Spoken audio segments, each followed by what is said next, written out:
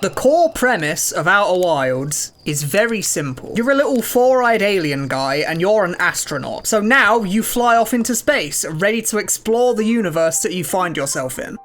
And that's it. There's a solar system laid out before you, and you can explore it in any order that you want. Character dialogue will occasionally give you suggestions and clues on things that you might find interesting that are out there in the solar system, but nothing ever tells you explicitly what you have to be doing. There's no quest marker on your screen constantly demanding you go and talk to a man about a dog. Instead, you have to set your own goals. Go and do things that you feel like doing, rather than doing the things that the game tells you are important. And you know, that might sound boring to some people. Without a clear goal, how would I ever know what to do next? But in reality, the game doesn't need to force you to do anything. It doesn't need all of the traditional things that other games use to motivate you into exploring. The only thing that motivates you to explore in Outer Wilds is your own curiosity. The game constantly dangles exciting mysteries right in front of you. Questions that you want answered, or objects in the sky that you never really noticed before. Things that you want to explore not because the game told you to, but because you're excited to do it. Your little solar system is teeming with ancient architecture to explore, and you are the first ever astronaut to be equipped with a translator tool that allows you to translate the writings that these mysterious ancient beings left behind. If that's not a good motivator to explore the universe, then I really don't know what is. Outer Wilds is a very special game to me. If I had to put every game I've ever played on a tier list, I'd have to put like a 10-tier gap between Outer Wilds and every other game in the world. It's a game that does so many creative and out-of-the-box things that I've never seen anywhere else. It has changed the way I think about video games and the real world forever. And every time I think about it, I get shivers up my spine. Call me a nerd all you want, but this game has had a profound impact on me. And if you look around on the internet, you'll quickly learn that I am not alone in this. So in this video, I just want to talk about Outer Wilds. Just for a little while, you know, not too long. The first part of this video is going to be almost completely spoiler free, and when the spoilers start rolling in, I'll let you know in advance to give you time to escape. So make sure to get comfortable, sit around the campfire, maybe grab a marshmallow or two, and let me tell you a little story about the best game ever made.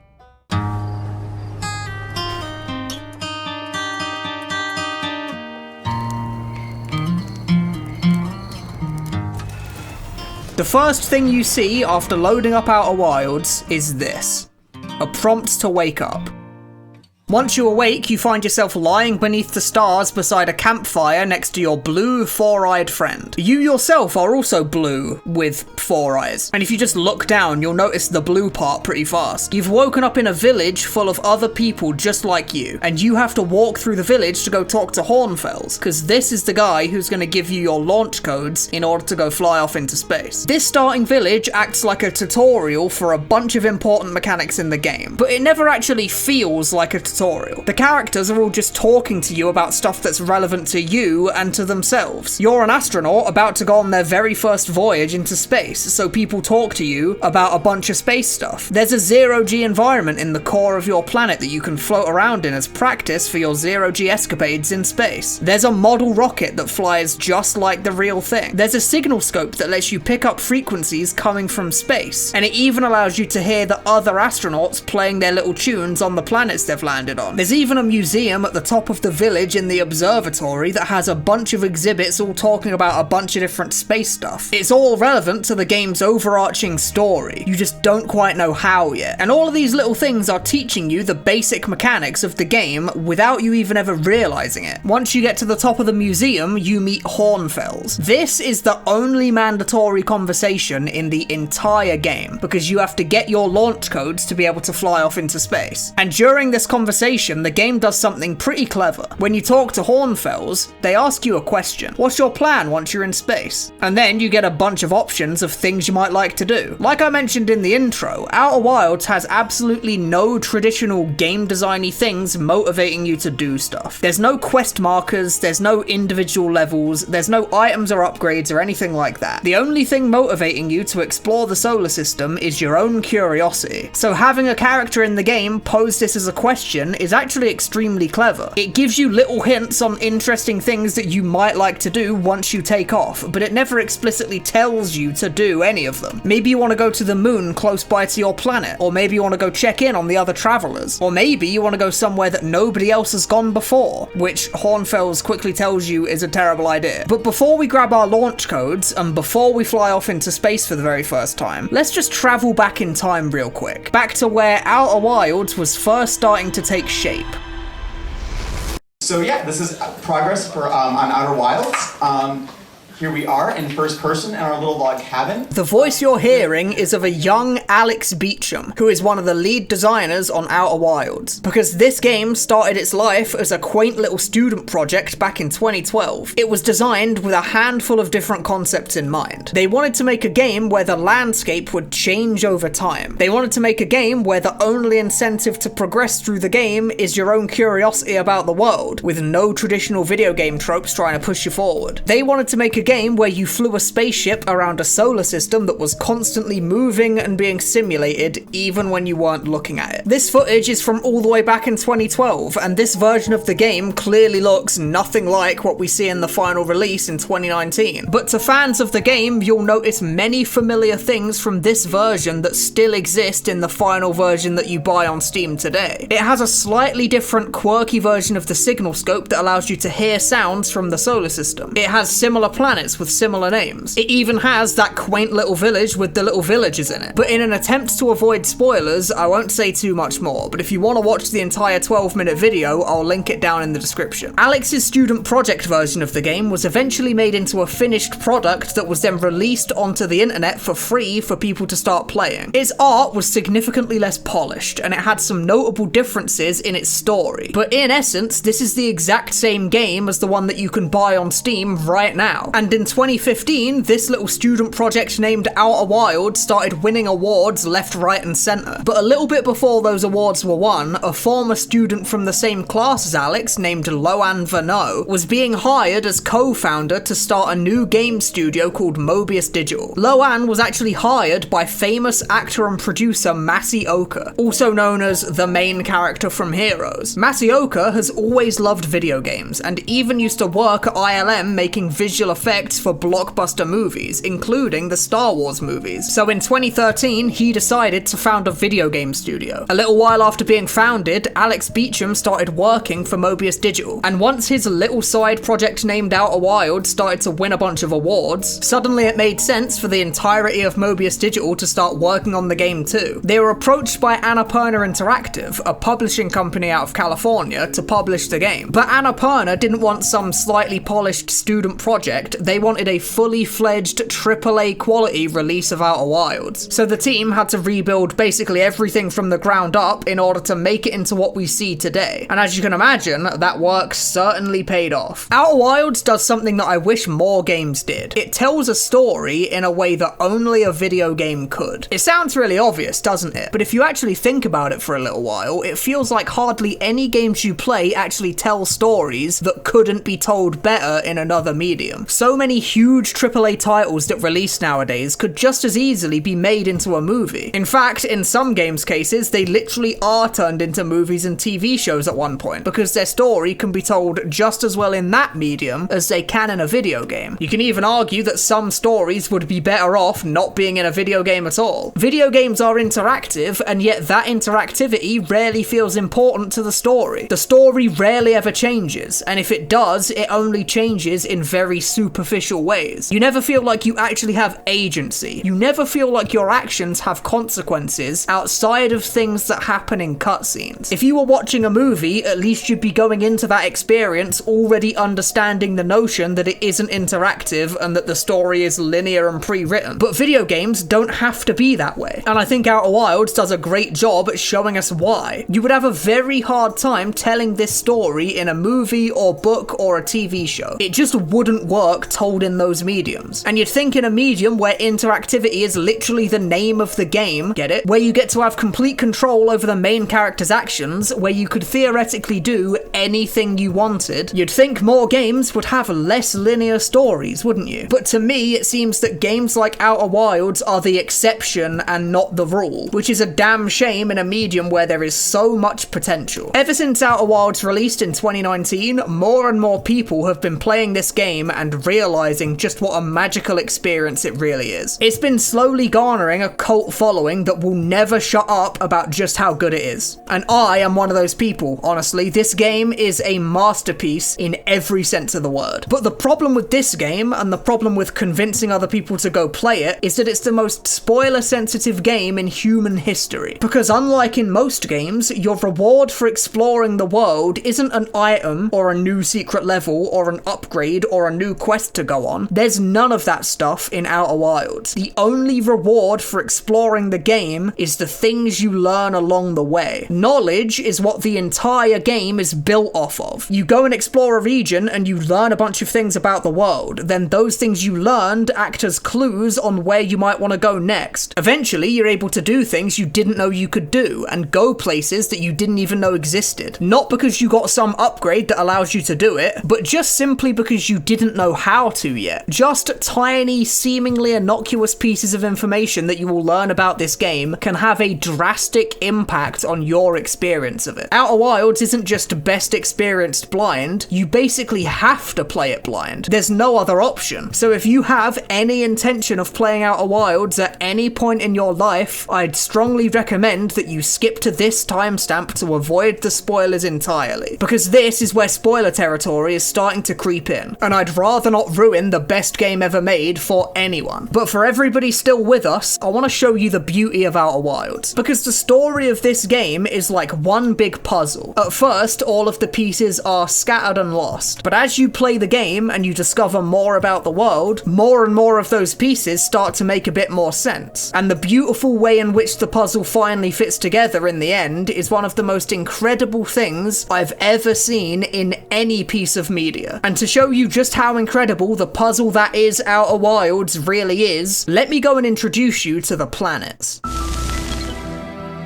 Timber Hearth is the planet that you start the game on. You wake up under the stars in a quaint little village that feels just like home. And the visual design of Timber Hearth is just so fantastic. With a sci-fi game about space travel, it'd be very easy to have the home planet you launch from be all futuristic looking with silver and grey metal architecture and stuff. But instead, having it be this rustic looking wooden village is a great subversion of the sci-fi trope. And it does a pretty great job of showing how Outer Wilds will stand out from the crowd amongst the rest of the sci-fi genre. We've already talked about the little tutorial village, but there was something pretty important that I left out about the museum when I talked about it earlier. When trying to walk out of the museum with your launch codes, this Know My statue looks at you and sucks your brain out. After the statue sucks your memories out of your brain, you become locked in a time loop, where every 22 minutes you are sent back to the very moment you first woke up. And at the very end of those 22 minutes, right before you're sent back, something quite important happens.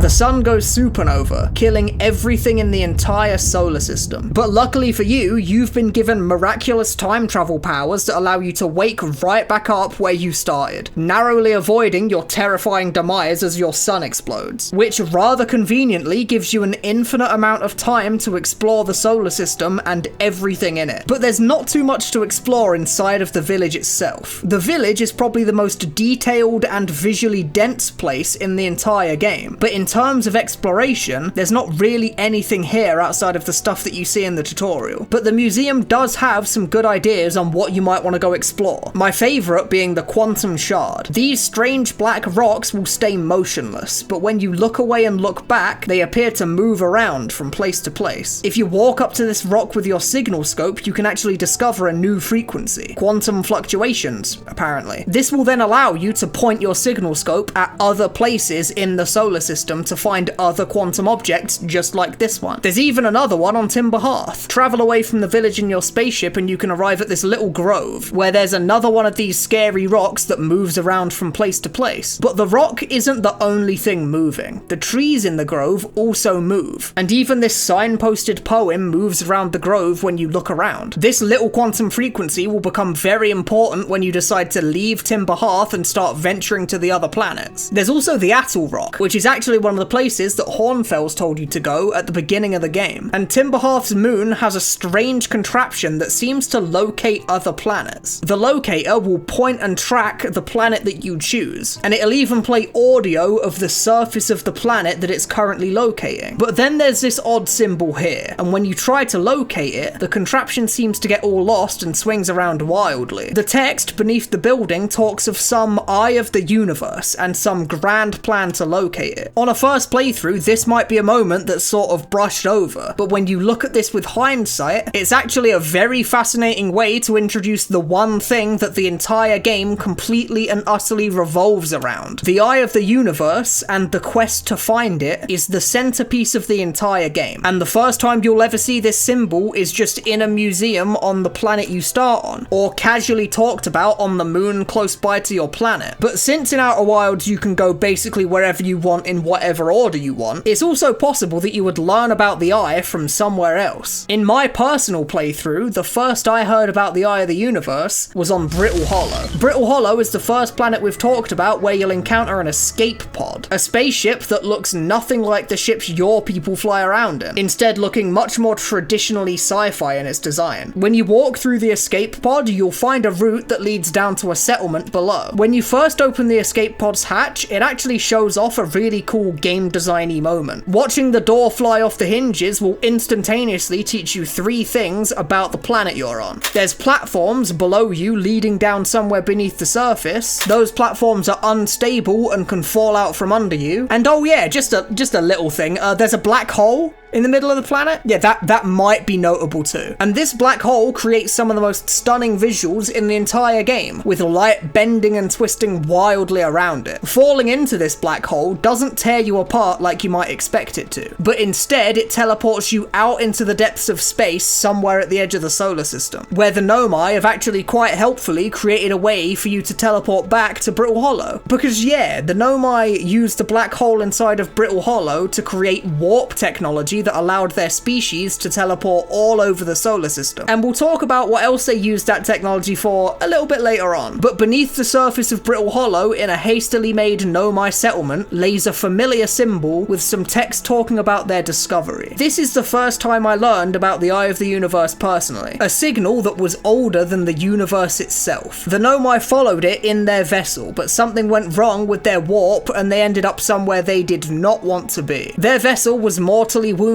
and they managed to escape in their escape pod, which landed on this planet. The Nomai then spent the rest of their existence in this solar system trying to find a way to locate the eye, and eventually they did it. It was just that their technology didn't work until a few 100,000 years after they'd decided to build it. But eventually their efforts would pay off, and a conscious observer would enter the eye.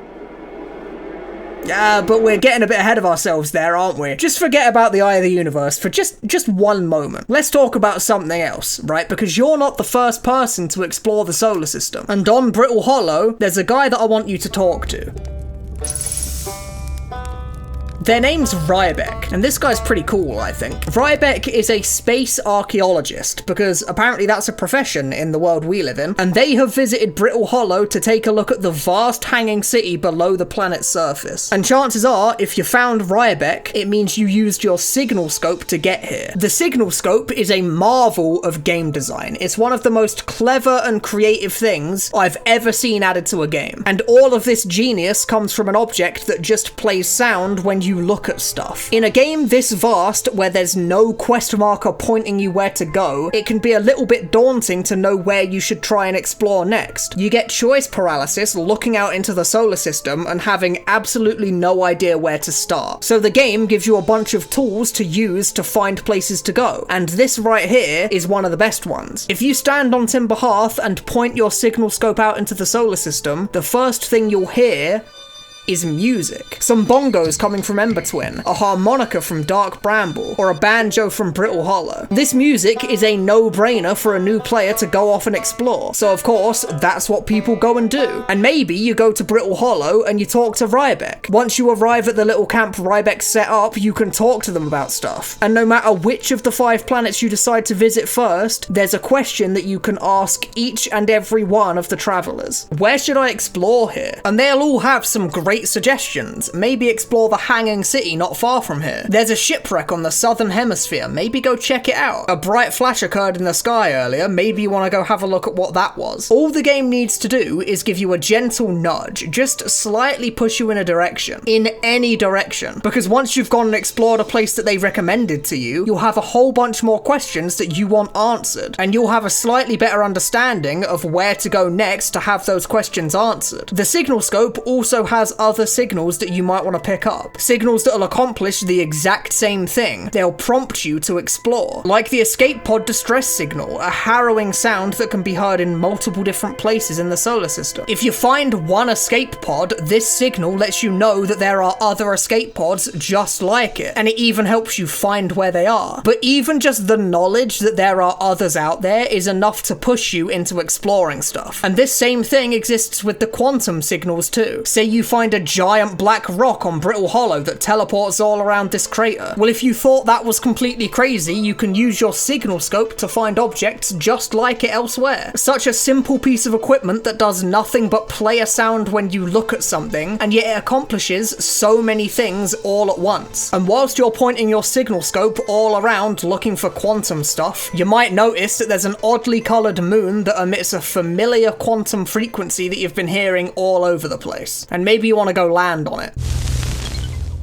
The way that you explore Outer Wilds seems super random at first, but this exploration is actually far more structured than you might realise. In Outer Wilds, there are 4 key secret locations to discover, and every single clue you find either points to those locations or points towards other clues that themselves point to those locations. And then those 4 secret locations, in one way or another, relate back to the eye of the universe. The Quantum Moon is the first of those 4 secret locations, or at least one of the moon's orbits is. And the Quantum Moon gets mentioned countless times all around the solar system. A strange wandering moon that seems to come and go. It could be observed orbiting all 5 of the planets at different times. It's almost like it moves to a different planet whenever you look away. And in my playthrough of Outer Wilds, I was completely and utterly obsessed with the Quantum Moon. I thought it was the coolest thing in the entire game, and I wanted nothing more than to land on it. But for the longest time, I just couldn't figure out how. Because it's a quantum object, so when you stop observing it, it disappears. And flying up into the moon's fog makes it too dark to be observed, and the moon disappears from right under your nose. But there is a way to land on this moon, and once you land on it, you'll find that it looks strangely familiar. The moon's surface takes the form of whatever planet it was orbiting at the time that you landed on it, and all of the objects on the moon warp around rapidly whenever you're not looking, including a Nomai shrine that will blink from place to place. And entering this shrine allows you to move the moon from place to place too. Whenever you turn out your light and sit in the darkness, you stop observing the moon, and this allows the moon to change which planet it's orbiting with you still on it. And the surface of the moon outside will visually change depending on which planet you're currently orbiting. But the moon actually has 6 orbits, not just the 5 planets in the main solar system. The Nomai suggest that the Quantum Moon, when it isn't orbiting the 5 planets in the solar system, will instead be orbiting the eye of the universe. And the Quantum Moon is actually the eye's moon, and this is why it behaves in such a strange way. You can get to the 6th location of the moon, where the moon's surface will have changed to look much more like those ominous quantum shards that you've seen elsewhere in the solar system. And as you walk around in this 6th location, suddenly you realize that you aren't alone.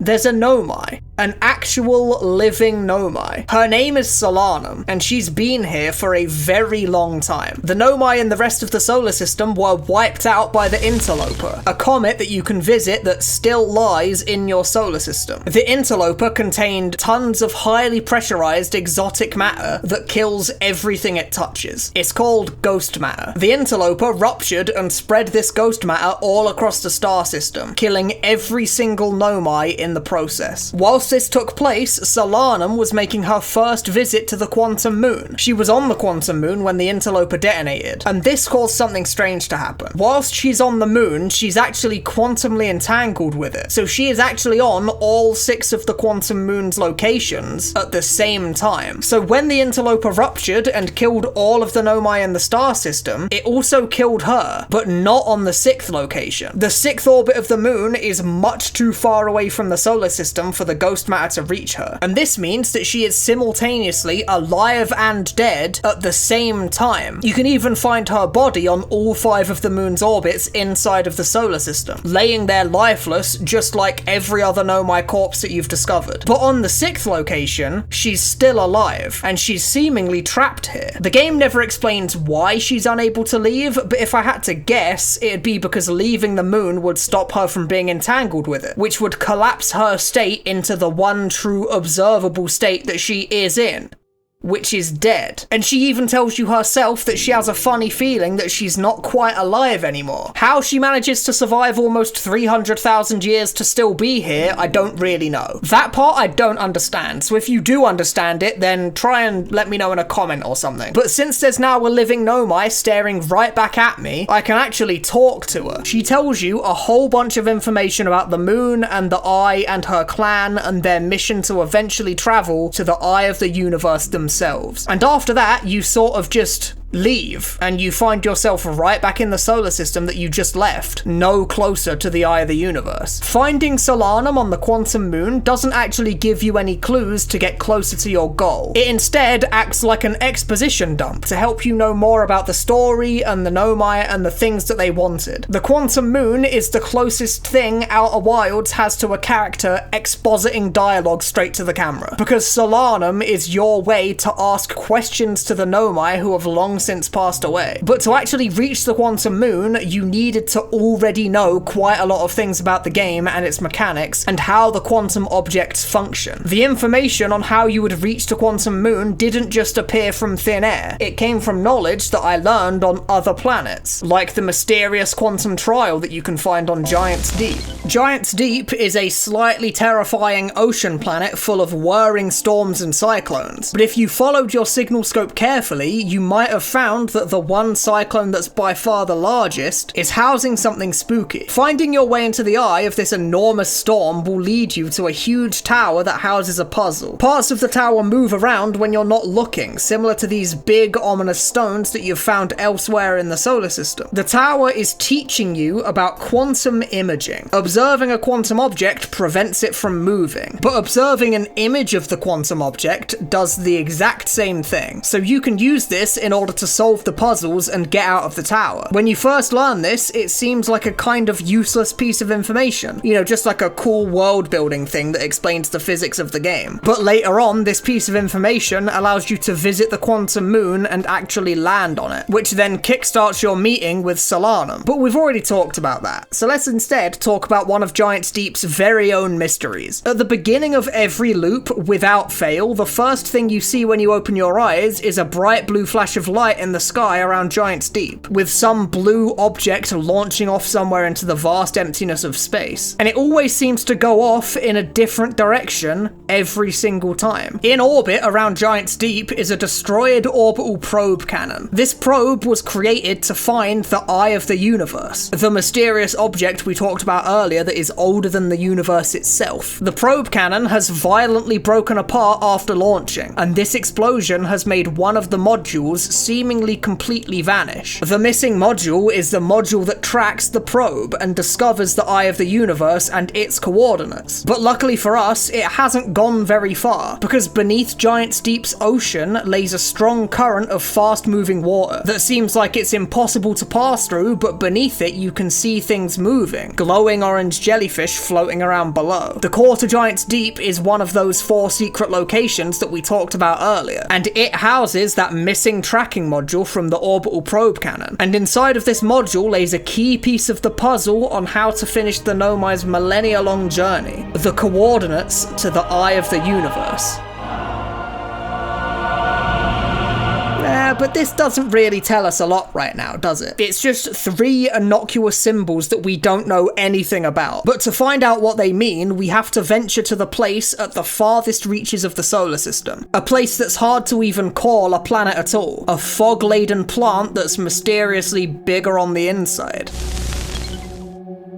The inside of Dark Bramble is absolutely enormous, but the thick fog restricts your ability to see just how large the environment truly is. The only thing that penetrates the fog are these dim lights, some of which are more seeds to travel through, like strange portals that warp and twist space and time. But some of the lights are not what they'd seem. Some of them are there to lure you deeper into the fog, and as you approach you'll see the enormous jaws of an anglerfish ready to send you straight back to Hearth. Your first discovery of these anglerfish is usually completely terrifying, especially since nothing else in Outer Wilds evokes anything remotely close to a horror game. But even once you know the secret to avoiding the anglerfish, they still remain completely terrifying. Avoiding these anglerfish is just a matter of being quiet, since the anglerfish are completely blind. But being completely quiet means slowly drifting through the bramble, not touching any of your ship's controls in an attempt to not make a sound. So even when you know exactly how to get past unharmed, the sheer suspense of slowly drifting past these creatures is just as horrifying as your first encounter with them. There is a few places to go once you've managed to surpass the horrifying fish that block the way. The first place you'll likely find is an unlikely traveller named Feldspar. This guy's just chilling inside an anglerfish's corpse playing a bit of harmonica. When you talk to a bunch of other characters about the travellers, they'll always mention someone called Feldspar, and they'll always say that Feldspar went missing long ago and nobody has ever seen them since. But turns out Feldspar had just gone to Dark Bramble and crashed, and with the ship destroyed, they have no way to escape. Not that they even seem to want to escape. Apparently the peace and quiet's nice out here. Feldspar literally doesn't care about anything in the entire world. The only goals in life that Feldspar has is to do cool shit for the sake of doing it. First it was the core of Giant's Deep, which they give you some not so obvious clues on how to reach. And now it's Dark Bramble, where you're both surrounded by interdimensional fish that want to eat you. Isn't that a nice bonding experience? But Feldspar's camp isn't the only place to visit here. There's also another escape pod, similar to the ones we found earlier. And the harrowing sound of the distress beacon makes Dark Bramble even more scary than it already was. Once you arrive, you find the one escape pod that didn't manage to get out of Dark Bramble, and all of the Nomai aboard this escape pod can be found dead a little ways away next to a tiny little seed. Shooting your scout inside of this seed will seem to show an enormous ship on the other side, and this enormous ship is yet another of the 4 secret locations that the game is constantly pushing you towards. The vessel is an absolutely gargantuan spaceship that the Nomai travelled to this solar system inside of. Their vessel was ensnared by Dark Bramble's roots, and the Nomai used their escape pod to try and evacuate. 3 escape pods launched, and only 2 of them made it out of Dark Bramble. Inside of the vessel there is a sort of cockpit for the craft, and inside you can find an input device that allows you to draw these funny shapes, which suddenly makes those coordinates from earlier start to make a little bit more sense. But unfortunately the ship has no power. The warp core of the vessel has been completely destroyed in the crash, so the ship isn't going anywhere without a replacement. But luckily I know just where to find one.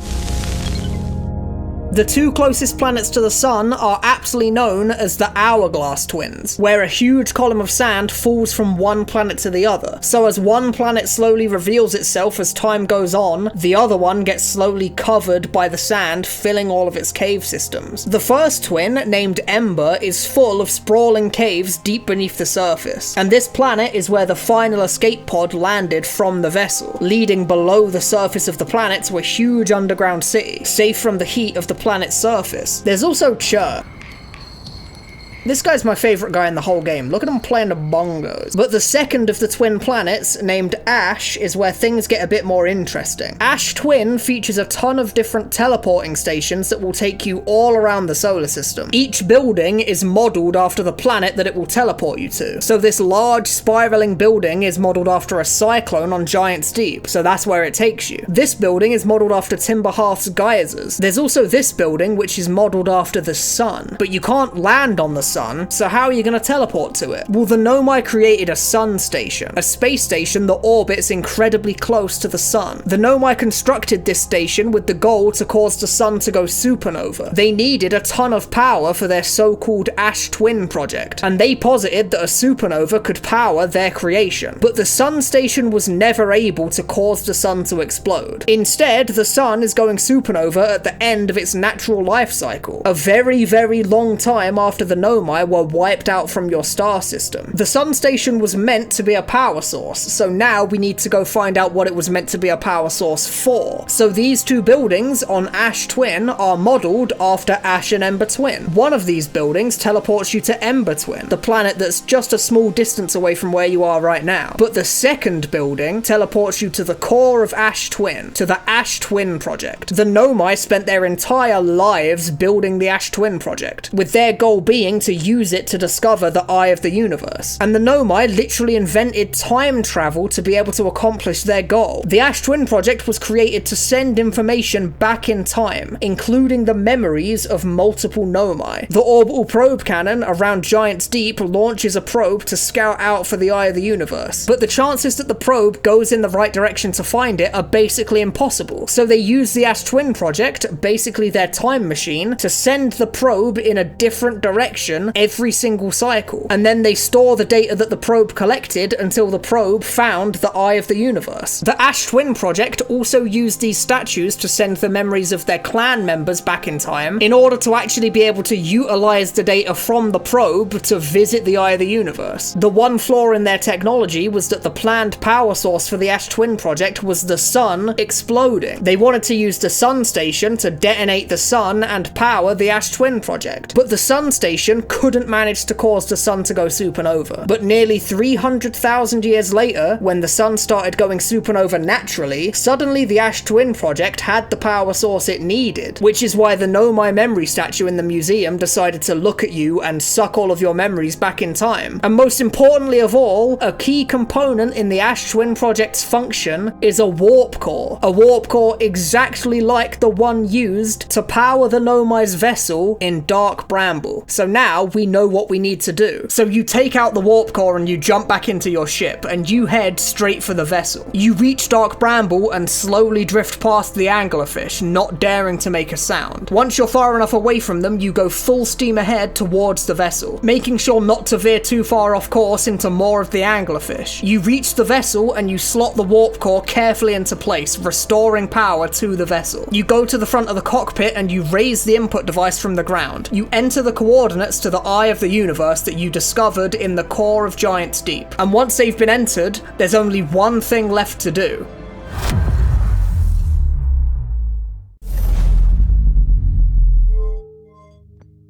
The eye of the universe.